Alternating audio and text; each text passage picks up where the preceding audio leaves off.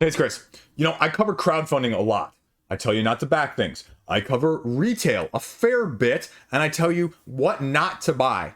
But at the same time, let's talk about, on the retail side of things now, the ones that are getting me hyped up, the ones that I am most of the interest in, potentially in the second half of 2024. And, transparency here. I sat down and I did the retail list, I did the crowdfunding list. Surprisingly, shockingly, right? The retail list was a whole heck of a lot easier to do. The retail list was a whole lot longer than the crowdfunding. And partially because we're seeing retail releases now announced well in advance. But we're also seeing crowdfunding campaigns just not being announced as far in advance, which is always crazy to me as a crowdfunding hype peddler. Like, can't even say that with a straight face. It just boggles my mind why some of these aren't taking the example from, your Awakened Realms, your Stonemeyers, and snowballing it, right? But retail's finding their speed. They're finding their place, right? So what we're talking about, retail games to be aware of, retail games to have your eye on, retail games to consider, but by no means retail games you must get, was not what I am saying. Retail games, why you might consider them, why they're intriguing, but also, do you really need them at the same time, right? Devil on both sides of your shoulders, so let's go. If that analogy made sense. I think I screwed it up, but we're going with it on one take. Again, not sure if this is going to be out slightly before the crowdfunding video, slightly after, but just like with that one, these are in no particular order, but these are the ones that I'm going, okay, let's talk. So, where are things at? There are, to be honest with you, a fair number of expansions on this list. So that was probably the most surprising thing when I sat down and made this, of how many expansions there were. To truth be told, probably over half of these games are expansions. Now, that's an asterisk because a couple are standalones. So take that for what you will, which brings up an interesting topic and point at the beginning of this video. Here's a slight tangent, slight cold open.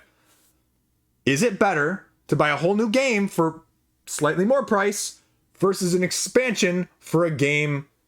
And this is the harder point. If it's just an expansion for a game you have, that's an easy, you're making the wrong decision. But if it's an expansion of a game that you love and you play a ton, that is where the question mark becomes a little bit harder to discern, right? Okay, side note over, let's go.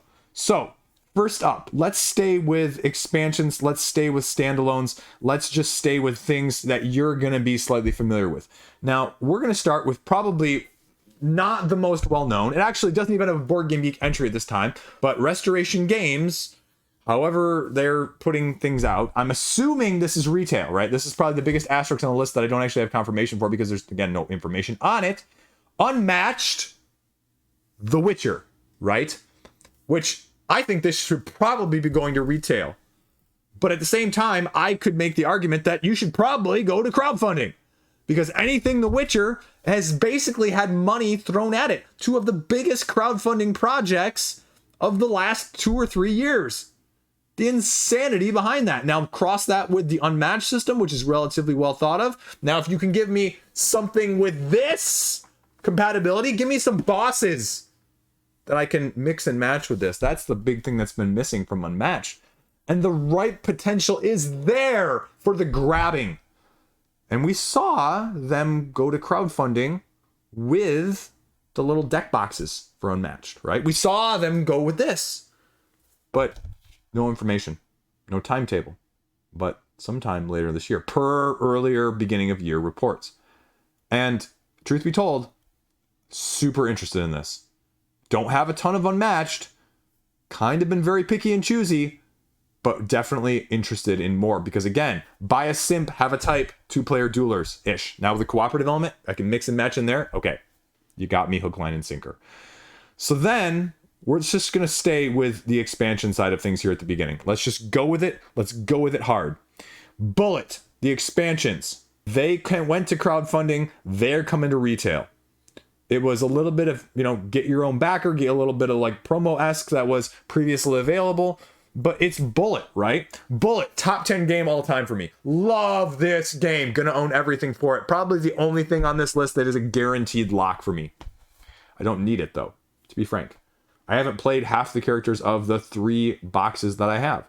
Because inevitably, just like with one other we'll talk on this list, that's sitting right here, you find a couple that really jive with you and you stick with them because it's more fun sometimes doing a meta, right? Not just changing. So by far and away, the most intriguing. And again, I'd argue that they've done a really good job at not having complexity creep and power creep, but this creep this way in a positive influence, just like the one that I just pulled up there. God, Summoner Wars 2. Let's just go right to it, right? I'll just go in this topic real quick. Anything that Plaid Hat Games puts out for Summoner Wars 2, I am going to be looking at it hard. I own not all of the expansions, but I own a majority of them for this game because this also is a top 10 game for me all time. And I would make the argument that this is that good. If you like it, it is one of the 2 or 3 games as asymmetric head-to-head faction-based games that I would make a recommendation of off the top of my head as the number 1 choice or not. It's got the area movement style of things, which people aren't as big a fan of, but between that and sort of your Battlecons Yomis, man, I mean, it's right up there for me. And so I have no qualms about saying I am a sucker. I am biased towards that, and I wholeheartedly endorse it from that aspect. So we're going to stay with a similar theme, right? Radlands, the cult of Chrome, giving you more bases. I don't know. I mean, it's pre-order available right now for September-ish. Roxley, retail, straight retail, going for it. It's going to cost you like, I don't know, like $15. Is it worth it? Probably not. Are you going to get it because Radlands is freaking awesome? Yeah. It's a great head-to-head dueler. It takes sort of the overarching, like, bigger games that are more meta and just says, you want to play a quick one-off? Go. You want to play a quick one-off? Go. Everything is overpowered, so nothing is overpowered. I love that concept. Just like with Mindbug that we talked about earlier this year, this game does a little bit more deeper version of Mindbug, if you will. Comparison's not totally apt, but you know what I'm saying, right? Where you just play. There's strategy, but everything just overpowers and blows away everything else. So ultimately, it's not always the best person that wins, but it's, you know, you have a whole hell of a lot of fun doing it, regardless of who wins. And that's what I love about these games in a nutshell. Then again, expansion. Gosu X. I've got Gosu X sitting right over there somewhere. I thought it was up on the shelf. It apparently got lodged somewhere else, but that was on my top 10 games of 2023. There is going to be the solo expansion for one of the other additional factions that was only released in Europe. It's going to be coming sometime later this year in English, and there's no other information about it, as a faction-based game where you choose your factions, 2 on each side, and then the ones you don't use actually add rules to the dynamics of the game in the first place, which is fantastic. It sounds like it shouldn't work, but it does, and I love it, and it's just a great game as a whole, and so I can't wait to see more. 2 other expansions. One game that I said needed an expansion, another game that I am literally in the process of getting at the time of me filming this video because I finally gave into the FOMO. The first one up, Vale of Eternity. My review was out earlier than a year and I said, you know what, this is fine, but I don't feel like there are enough cards. You play with anything more than 2 people and you get through all the cards and you start to see everything and you start to get a meta. And I like non-meta. I like Res Arcana where, you know what, there's so many cards that you only get a limited amount of them. And so you're taking, you know, that style of things and making the best out of what you've got, not always looking for the one that you need to get to create your combo, right? And I like that dynamic difference. And so you're giving me more of that with Vale of Eternity and a little bit, you know, just then thicker deck. That has potential taking it off of my trade list and making it, you know, a real long-term keeper if it can successfully do that. Because all I want is more of a good thing. I don't need more complexity. I don't need tons of, you know, added degree of difficulty. I don't need it to add a ton of length to the game. I want it to do sort of what the difference between Isle of Skye's first expansion did and second expansion, where the first expansion made it longer, made it harder to play, made it just more complex, took out some of the fun factor to it. And the second expansion was just like, hey, you want more of that? Here you go. I look at that as the space-based Genesis expansion too. People are sort of negging on the space-based Genesis expansion, which would have been on this list, but it came out in June. So it's not second half of the year. See what I did there?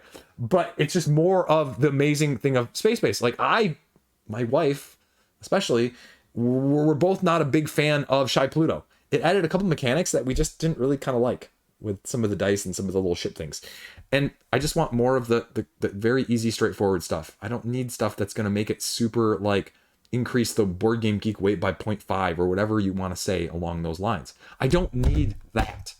I just want more freaking awesome stuff. And then Evenfall, right? Evenfall's expansion has been announced. It's going to be Essen released, probably. The only question is going to be if you don't, like, Essen mule it in some way, shape, or form, you know, when people go over to Essen and they bring you a game back from Essen because, you know, you're too, you know, cheap, poor, frugal, lifestyle not conducive to that thing, and they do it for you. So that's gonna be coming out. But again, like, Evenfall is just now, like, North America in the last month available, and that was like last Essen, and people have been chomping at the bit trying to get this one for a while, and now you can. But is that gonna suit you? And again, more of a great thing. That is probably the preeminent, more recent engine builder that people have been very satisfied with as a whole. Again, something heavier, but in the same lines of your Veils of Eternity in the first place. So again, I wasn't kidding about expansions here.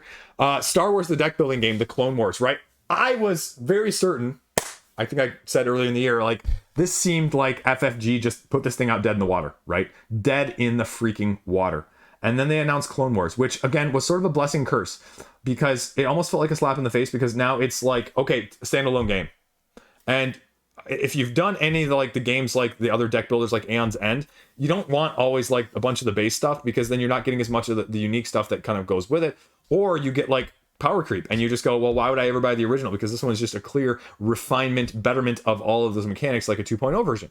And they've said you can kind of smash them together. So the biggest criticism of that game, as fun as it is that that deck is just a random draw pile of crap. And so I say that very lovingly. I've got it sitting right behind the camera there. It's still in my collection. And you just can't always get what you want. Like the last game my wife and I played, she just drew every single, Rebel Alliance hero from the box. And I got like none of the good Empire people. And there's no way to mitigate it, really. Just kind of SOL. And now you're going to make it bigger, bigger, bigger that way? That'd be my concern. Is it going to stop me from buying it? Star Wars simp, so maybe not. Speaking of simping things, though, because that's the theme of this video as a whole, King of Tokyo is getting, get this, Duel version, right? Duel. My hope is that this is going to be what Splendor Duel has now done for Splendor. Because I see a lot of criticism all the time for Splendor. Splendor is an absolutely wonderful gateway game. Catan is an absolutely wonderful gateway game. It may not be for you if you're watching this video, but the things it can do, the things it allows people to do, the things it gets people interested in are, just incredible comparatively. And Splendor Duel is actually a very, very good, solid, tactically based game. They took the mechanisms, they refined them, they made them similar, but they made them different enough that this game is fantastic. And so if you can give me a slight, nuanced, upgraded version of that for King of Tokyo, because frankly speaking, as someone who owns King of Tokyo with the first expansion as well as King of Tokyo Dark, it doesn't play well at 2 players. I don't want to play it at 2 players. I want to play it at 3 or 4. I want Agent of Chaos, smash 'em up style of destruction, attack anybody at my choice and say screw it and king make if I want to, right? I know, again, controversial. I just like having fun with those games. Now, if you can give me a dueling version that works really well in some similar but slightly different aspects, okay. Similar like Let's Make a Bus Route. I had that game, got the 1 to 2 player version of it. It just twists it just enough that it's familiar, but it's so much better mechanistically. Kind of wish the Let's Make a Bus Route dice game actually played 3 and 4, because then it would be just chef's kiss. So then, staying with 2-player duelers, we had it earlier announced in the news section of the videos that I did earlier in the year. We have a remake of Seven Wonders Duel, only it's Lord of the Rings Duel for Middle-earth. Okay. Again, is this going to be just a thematic reskin? It's not going to be like Confrontation, I don't think, which is out of print, although I think a lot of people would welcome Confrontation, as it's on a lot of people's grail list. I have both copies. But that's going to be the question, right? Because as with Seven Wonders Duel, the criticism, again, is that 1 or 2 of the expansions make it that much better. 1 or 2 of the expansions add some depth. They address some of the critiques of the base game as a whole, even though it's thought of as one of the best overall, solidly 2-player games in that line. And arguably, similarly, actually, eerily to what Splendor Duel did for Splendor, Seven Wonders Duel did for Seven Wonders. And that's not to say, again, Seven Wonders is bad, but it just said, oh, wow, you can do some great things with this, and this just works, and it plays off the IP that you already know. And so now you take the Seven Wonders Duel, and you take an IP that people love in Lord of the Rings, and you smash them together. Again, give me something unique. Give me something different. Give me something a little bit incorporating, just like, I saw and I said previously when we were covering topics like Cyclades and Kemet, right? They took the expansions that were already out there for both of those games. They then distilled parts of them, especially the better parts of them, into the base game as a whole, making it a better value product in the first place. Are they going to do that? That'd be my concern, is that they're not going to do that, and they're going to War of the Rings second edition it and just give you like a couple of these expansions that are going to be hit or miss. But we'll see as it comes out and as it goes along. Again, speaking of War of the Rings, though, again, like transitions, I'm killing it this video. War of the Ring, the card game. Was not a big fan of what they were offering in the first expansion for that, as one of my better games from 2022 that I still have in my collection sitting up there. And I am intrigued because now I think it's Fire and Swords is what the expansion is called, if I'm remembering correctly off the top of my head while filming this in the middle of the night. That is what they're bringing differently, is that just is more of a good thing. The original one, Against the Darkness, Against the Shadows, one of those two. Right? It's too late for me to be filming. It is a solo game. They added the solo mode for it. And I just wanted more. And this is going to offer more in the 2 versus 2, but it's also just going to offer more of the faction stuff. Give you more variability. 2-player dueler. I argue almost all the time that my way of playing these is 1 versus 1. I am not a big fan of these teams sort of tag teaming back and forth, 1 and then 1 and then 1 and then 1, that sort of ping pong back and forth situation. That's not, I just don't like most of those games that do that. I play them at the lower player counts. It just works better in my head, and I feel like you have more control. So now you're giving me more of a freaking good thing with an expansion here. Ares has had it for pre-order up, but they're pre-ordering it with like the tin and sleeves and stuff like that. But you get like 4 promos, and again, the question is the promos. Oh, how much are promos worth? They're not worth that much. So we're going to pass on it and see where it goes. So what else we got? Well, truth be told, Slay the Spire on this list, but also one of my more surprises of 2024 as a whole, just how good it is. And so it's coming to retail finally in July. And this is going to be another one that I am FOMOing on a little bit, to be truth be told. I want to experience what other people have been saying and feeling and shouting from the rooftops about how good it is, right? Is it going to be that good for me, or is it not? Again, I love the video game, but I worry that games like this are going to be completely hit or miss because I'm just going to prefer one or the other. And it'd be really nice to be able to play this game multiplayer with my family or with my kids, and to get them to be able to, do that because they've played this game with me or watched me play it on Switch already. The evolution of it on the tabletop is going to be interesting because, again, I think we're seeing it now with the big question mark of the upcoming deliverable, I think, in the near future, Dead Cells. But then we also saw, I think, with the nostalgia grab, similarly of, could this be the next big thing, Terraria? And that's going to be the question for me, just to say, I don't know, but I'm willing to give it a look-see. Then we are going to go slightly different as well. We're going to stay over with the fantasy theme, but we're going to go over to Star Trek and the Captain's Chair. This is the reskinning but reimagining of the Imperium series. And they've already said with Imperium Horizons, as well as with the Star Trek iteration now, that they've redone the rulebook, which was, again, my huge criticism of Imperium Legends and Classics in the first place. Was the rulebook was more like, here's a rulebook for people that already know how to play it, that were involved with making it, rather than people just picking it up randomly from the shelf and trying to learn it. And so that was a huge barrier to entry. And I've been trying to trade it and get rid of it for a long time, to be frank with you. But Horizons, they said, has a much better expansion, and so learning it from Horizons, how to plays, and rulebooks has made it much easier. And so the question is, can you palette that as potentially a solo or a heavier deck building-esque-ish vibe game style of things in a different way, but now with a Star Trek theme, which is going to appeal maybe to more mass audience style of things? I don't really know because, again, like, it's super hardcore fans that are itching for the Star Trek things and already commenting in the comment section that, why don't you have this captain and why don't you have this faction already, even though, it's the first game that, if you actually support it, maybe you'll get some of that stuff in the future, but it requires you to actually support it. But it also requires you to be good. Is it going to be similar to the other Star Trek remake that we saw, that, again, shades of which one is your preference? Mage Knight, Star Trek Frontiers, right? Like, that's what this vibes and reminds me of. Is it drastically enough different that you can own both? Are you going to want to prefer both? Are you going to want to prefer one over the other? And that's the conundrum always with these reprint, rethemes, IPs, skinnings, if you will, just like when talking about Seven Wonders Duel a couple minutes ago. So that's going to be on at least my radar more than anything else. Then we're going to go over with another standalone expansion of a remake of an IP that you're already known in Cascadia and the Rolling series, right? That's going to be back to backers later this year. And again, truth be told, I almost late pledged for this in my Nocturne campaign pledge manager. But I just worry that sort of gives me Railroad Inc.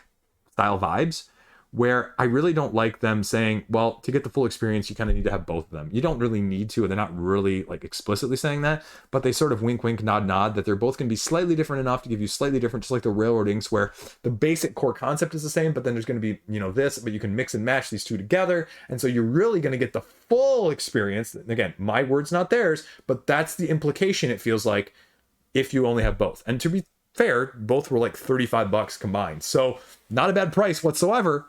But are you a fan of roll and writes? And the other issue that I've said previously with roll and writes is roll and writes, the best roll and writes seem to be the ones that are uniquely designed as roll and writes first. The ones that ultimately seem to just be slightly a step below, a notch below, are the ones that implement or utilize systems or IPs that you're already familiar with and that are not unique, that are adapted and ported.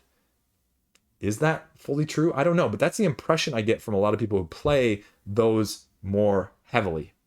So again, I'm biased because of their biases. Take that for what you will. Then we got to talk about Ziggurat. Ziggurat is the upcoming Leacock Devo retail campaign legacy game. Early September right now, pegged for the release over on the website from Mindware. So 6 chapters making decisions that progress with a 3-dimensional movement style, I think modular cooperative legacy game. Again, all they say in the Board Game Geek description, new rules, materials, pieces, challenges as you go through working through cooperatively. The Board Game Geek forums, one astute user or poster said it's very similar to a game called Mole Rats, which has sort of this labyrinth-esque vibe, only now you have a 3D structure here with a Ziggurat. And again, no details, right? Previews, I'm guessing that people like the Dice Tower will have, their review or copy out soon in the next month. So it's one of those where, how do you feel about legacy games? How do you feel about legacy games at retail? I feel more comfortable with them at retail than crowdfunding. There's less incentive, I feel like, on crowdfunding to get them, but it's kind of a crapshoot still. Good pedigree here with designers. Is it going to be too light for you if you're looking at this, if you're playing some of their other previous ones, though? Question, food for thought. Then we have the upcoming Feudalend Spiel, which is going to be another Essen release of Black Forest. Glass-making domain in the woods of the Black Forest, where you're building buildings, controlling and corralling your livestock, traveling from village to village with the aid of specialists, choosing the right buildings, landscapes, firing up your glass production, and expanding your area. It's a Rosenberg resource wheel-driven game that you may be more familiar with mechanistically from previously Glass Roads. Is this going to be something you're interested in? It's going to be a little heavier. They're saying Essen release-ish, but English version may be more widely available in November. So hopefully if that's the case, then it won't be so like we're just talking about with Evenfall, where months and months and months and months after, unless you get it right at the convention style of things as well. Then, towards the end here, Foundations of Metropolis, upcoming release from Arcane Wonders, a re-implementation of Foundations of Rome, right? We said, if you wait long enough, because this game has printed enough money, will there be a more accessible, more price-friendly version of it coming out? And now you have 3 rounds again to do the best architectural design that you can in a city by getting deeds, emptying lots, and constructing buildings on them. More complex building, bigger lots, bigger prestige. And you just want the most at the end. But it's a standalone, polyomino, new theme. Again, if you have Rome, is this going to be of interest? I don't know. Are you going to be interested? Is it going to re-implement it? Or, for a $40 to $50 price point, is it going to be just what you've been looking for from that aspect of things? It's going to be an interesting test of the market for them to say, you know what? Is this going to work well? Are we going to see more of it as well, iteration-wise in the future? Because again, I'd be curious, what is the actual mechanistic difference going to be, since the other one is so well thought of? And all of the comments say, yes, this is an amazing game, and yes, this absolutely is greatly approved or improved by aesthetics. Well, is the gameplay, or are people going to view it in the same lens, gameplay wise, when the aesthetics aren't there, right? Because gameplay first, for me, aesthetics second. So show me what you can do. Foundations of Metropolis. There you go. So that's it. That is everything right now on my radar for retail. But again, I'm sure there's gonna be tons of stuff that comes out of the woodwork that's just cool, right? Like a lot of this stuff is just stuff that you've seen before, iterations, reimplementations, thematically incorporations that are just, I'm running out of TIONs to talk about here at the end. So things you recognize, we'll say, which is cool. I don't always need like new. I like some of the stuff I have, and I want a little more of it sometimes too. It's a little bit of a mix of both, like I said at the beginning. That's all I got. Stay classy. Have a great freaking day. Peace out.